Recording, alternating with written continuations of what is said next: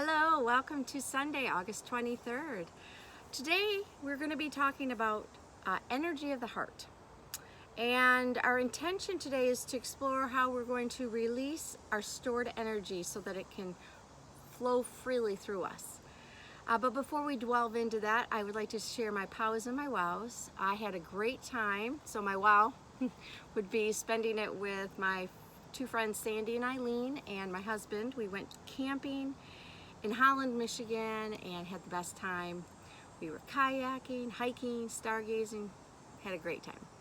And my POWs, or my prayer, are for the scientists to come up with a vaccination for COVID-19, and also for the teachers, the parents, and the students that are going back to school in this kind of unusual time. So I hope that it works out well for that. Now, our affirmation today is, my heart is open wide. And it's kind of a simple affirmation, but it's not always easy to do. Now, normally I'd go into my meditation, but today I want to do the story first and end with the meditation. There's a reason for that. The story's a little heavy. It's a tale, and tales often have a learning curve, and so that they're so obvious, they'll have exaggeration. And in this case, the exaggeration are the two older sisters. They're very jealous and they're mean. And I just want to warn you about that beforehand. But anyway, it's from this book here. It's called The Moon and the Well, Wisdom Tales to Transform Your Life, Family, and Community. And the book the story I'm going to read from it is called Strong Wind, the Mystic Warrior. Now, like I said, the sisters aren't very kind in this, and it's unnatural. And the fact that all these women were trying to get married to this warrior, that in itself kind of bothers me because I don't even know the guy. But it has a good lesson, so I will read it. Strong Wind and the Mystic Warrior. Long ago, on the Atlantic coast, there lived a mystic warrior by the name of Strong Wind. Strong Wind could fly invisibly from place to place, floating over the mountaintops, through the trees, and across the sea. He lived with his sister in a lodge near the shore. One day, while Strong Wind and his sister were talking, Strong Wind said, "My sister, I am lonely and I would like to find a wife." Strong Wind's sister replied, "My brother, it is easy to find a woman, but it is difficult to choose the right one to be your wife." "What must I look for in choosing a wife?" he asked. "You need to find out whether or not a woman is truthful," she answered. Strong Wind thought silently for a while and then said, "We will put the woman to a test. You will spread the word far and wide that whoever is able to see my mystic form shall be my wife." "But no one can see your mystic form," said the sister. "You are the wind." "That's right," said Strong Wind, "but we will not be testing their vision. We will be testing their truthfulness." So Strong Wind's sister spread the word, and soon young women came from every direction to see if they could win the heart and hand of Strong Wind. The sister was the only one who could see him. As he came around the point, she would ask, "Do you see my brother Strong Wind? Do you see him?" The only thing the woman could see was the branches blowing on the trees, but sooner or later a bold one would cry out, "I see him!" Then the others would chime in, "I see him too!" Then the sister would test, "If you see him, tell me, of what is his bowstring made?" The woman would stammer and they would falter, and eventually one would shout, "It's made a great rawhide strap." And then the others would chime in saying they saw the same. Strong Wind's sister would send them away, for not one of them admitted the simple truth. It went on like that for a long time, and Strong Wind wondered if he would ever find a wife. It happened that in a nearby village there lived a chief whose wife had long since died. The chief had 3 daughters, and he did his best to raise them alone. The 2 eldest were lovely to look at, But the youngest was loved by all, for she had the kindest manner and the warmest heart. Her sisters were jealous of the affection others gave her. And one day, when their father was away on a hunt, they yanked at her and they tore her dress. When the chief returned and saw her dress, he asked, "My daughter, what happened?" Before the youngest could reply, the two eldest said, "Father, our little sister is clumsy. She tore her dress. She is not worth the attention you give her." Another time when the chief was away, they told her they would comb her hair. But when she sat down, they took a knife and chopped off her long, beautiful braids. When the chief returned, he asked, "My daughter, what happened to your hair?" But before she could reply, her sisters answered, "Father, our sister is a fool. She chopped off her hair. She is not worth the affection you give her." A third time when the chief was away, they sneaked up on their young sister as she tended the fire. Then they pushed her face first into the hot coals. She cried out, "My sisters, help me!" But the sisters ran away. When their father came home and found his youngest daughter burnt and weeping, he cried, "What has happened?" Before the youngest could speak, her sisters answered, "Father, we told her to be careful, but she can do nothing right. She stumbled into the fire, and now look at her." The chief washed her face with cool water, but it was too late. Her face was badly scarred with bits of ash and coal embedded in her skin. The chief's two eldest daughters wanted to win the heart and hand of Strong Wind. They went to the shore to meet Strong Wind's sister. When Strong Wind came around the point, they saw nothing except the branches blowing on the trees. But even so, the eldest cried out, "I see Strong Wind." The second sister joined in, "I see him too." Strong Wind's sister tested, "If you see him, then tell me, with what does he draw his sled?" The sisters paused, and then one burst out, "He draws his sled with a great hemp rope." Then Strong Wind's sister knew they lied, and she sent them home, just like all of the rest. The day came when the chief's youngest daughter, the scar-faced one, reached a marrying age. She decided to try and win the heart and hand of Strong Wind. She mended her dress and decorated it with white shells she had gathered on the shore. When her sisters saw what she was doing, they scoffed. "You're wasting your time. Strong Wind does not want a scar-faced bride." But she paid them no mind. When she walked through the village, she held her head up high. The neighbors encouraged her, saying, "We wish you well." She went to the lodge where Strong Wind's sister was waiting. They went to the shore, and when Strong Wind came around the point, his sister said, "Do you see my brother Strong Wind?" The chief's youngest daughter looked long and hard, but all she could see were the leaves moving on the trees. At last she replied, "I see nothing." Strong Wind's sister was astonished, for out of dozens of women, here, at last, was the one who told the truth. "Look again," she said, "and tell me if you see him." The scar-faced one looked at the trees, and then her eyes grew wide with wonder. Her mouth opened, and no sound came out. Strong Wind's sister said, "Tell me what you see." "I do see him," said the chief's youngest daughter, "and he is marvelous." Then the sister tested, "If you see him, tell me, of what is his bowstring made?" "It's made of the rainbow." The sister was truly amazed, and she tested further. "Well then, with that, what does he draw his sled?" "He draws his sled," stammered the chief's youngest daughter, "with the Milky Way." Then the Strong Wind sister understood. He had made himself visible to the scar-faced one, because she had told the truth. The sister led her to the woman's side of the lodge, and there she bathed her with fresh spring water, and her skin grew radiant and smooth. She washed her hair, and it shone black as a raven's wing. Then she gave her a white buckskin robe and seated her at the wife's seat at the table. Through the door came Strong Wind, in human form.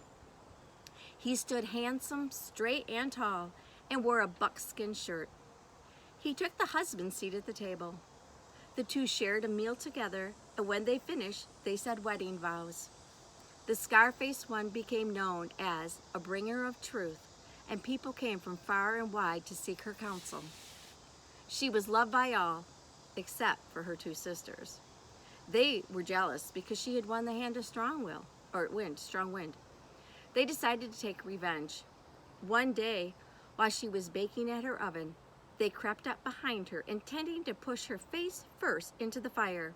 This time they would close the doors and finish her off for good. But it happened that Strong Wind was moving unseen through the forest that day. Before they could enact their plan, he changed them on the spot to aspen trees, rooted to the ground so they could never again do their sister harm. And that is why, to this very day, when Strong Wind enters the forest, the aspen leaves tremble and quake. Wow. So that is an Algonquin tale from North America, Algonquin being Native American. And we have a few questions. Basically, I'll review it. The story begins with Strong Wind wanting to find a wife, and they decide to test the woman on their truthfulness. And let's see, then it went to the three daughters. The two older ones were not kind, and then the youngest one, who was kind-hearted and loved by all, endured a lot. So let's get to some of these questions after I have a sip.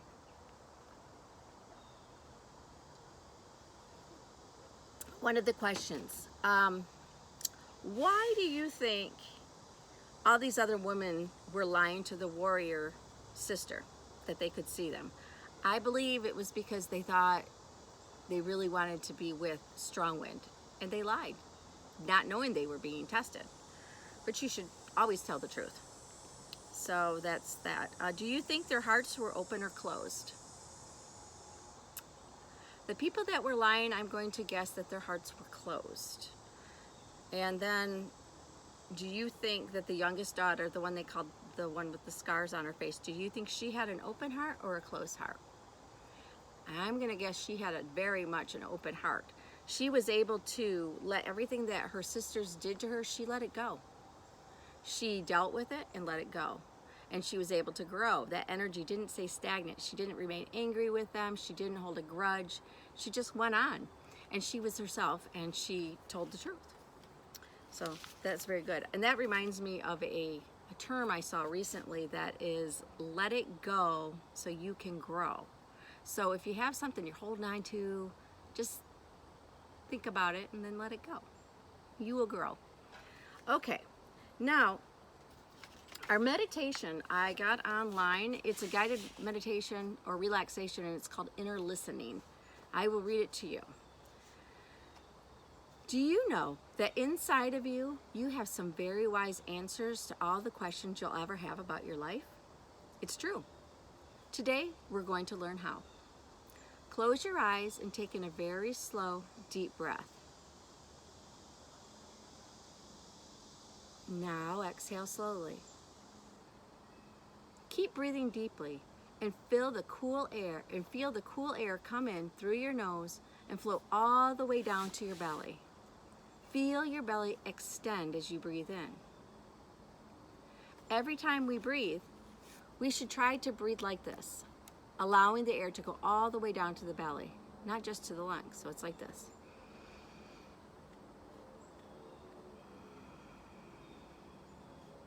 This relaxes your whole body, and it keeps you feeling peaceful no matter what. Now, listen carefully to all the quiet sounds outside of you and happening all around you. You may hear outside noises, maybe cars, birds, or something else. Turn your focus inward now. Listen very quietly to what you hear happening within your body. Can you feel or hear your heart beating? Can you hear your breath as you breathe slowly in and out? Maybe your tummy is even making noises. Whatever is going on inside, just take time to listen very carefully. Allow the breath to fill up your whole body and enjoy Joy is the living energy of your breath goes into each and every cell of your body. Now listen even more closely. Pay attention to see if there are any feelings coming up right now. Feelings inside of you that need to be expressed or talked about. Our feelings tell us a lot. When we're quiet and calm, we can tap into those feelings and listen even better. Maybe you'll suddenly get an answer to a question you've had, and you'll realize something you've been feeling all along. It's important that we take time to listen to ourselves each and every day. It helps us connect with who we really are on the inside, and is a very important part of growing up and knowing ourselves better. It also helps us tune in to our instincts. In this safe, quiet space we're in right now, you can easily listen to what's going on inside. Your thoughts and your feelings really matter. You can trust yourself and your feelings. Next time you have a question on what you should do, just ask and then listen within for your answers. Sometimes the answer comes right away. Sometimes it comes when you completely take your mind off of the question. But the important thing to remember is that your mind and your body always know what is best for you. Now when you're ready, go ahead, you open your eyes and give your body a little wiggle and a big stretch. Okay, so we've been talking about how we are going to release stored energy. Now the little girl that became a bride in that last story, I believe she let it go the whole time. It would be difficult to have two older sisters that are being mean and picking on you like that, but she didn't let it stop who she was. She went on and she let it go and she grew. Now our craft suggestion today is to use Crayola air drying clay, and you would make a heart with this, and then once you have your heart made with this clay, if you don't have clay, use Play-Doh or whatever. You can take objects from around the house and make deep impressions in them with a key, a screw, a stone, anything like that, marbles. And once you make these impressions in the clay, these are going to be your energy blockers. Now to get rid of that blocked energy, what you're going to do next is you're going to take some water and a paintbrush and you're just going to go over those. Now the water is going to be representing spirit, and it's also going to be releasing that energy. It's going to make it flow freely. Now again, our affirmation this week is, my heart is open wide. And as you go and make it a great week, we'll do our prayer of protection. The light of God surrounds us, the love of God enfolds us, the power of God protects us, and the presence of God watches over us. Wherever we are, God is, and all is well. Yay, God. Now, remember you are loved, special, and important to me. Be safe. We'll see you next Sunday. Namaste.